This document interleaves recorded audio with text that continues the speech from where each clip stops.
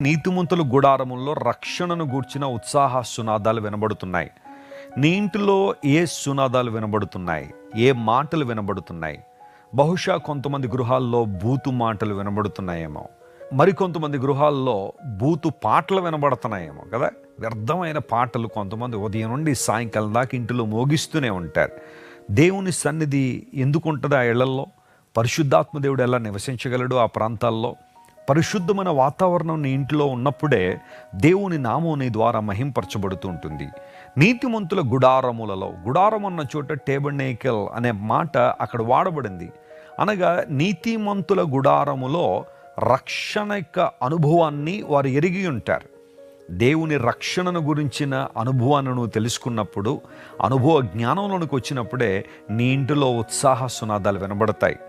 అంతవరకు కూడా ఏదో నువ్వు లోక సంబంధంగా ఆనందంగా ఉన్నట్టు కనబడినా, అందరికన్నా ఏదో గొప్పగా సంతోషిస్తున్నట్టు నువ్వు కనబడినా, నీ హృదయంలో మాత్రం ఒక వెలితి, ఒక ఎంటీనెస్, ఒక వాయిడ్ అలాగే ఉంటుంది.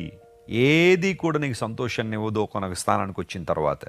కానీ ఎవరైతే రక్షించబడిన కుటుంబాన్ని చూడండి, అందరూ కలిసి దేవుని స్తుతిస్తుంటే పరిశుద్ధాత్మ దేవుని సన్నిధి అక్కడ బలంగా పనిచేస్తుంటుంది. దేవుని నీతితో నువ్వు నింపబడినప్పుడు, రక్షణ అనుభవంలోకి వచ్చినప్పుడు దేవునిలో నువ్వు ఆనందిస్తావు.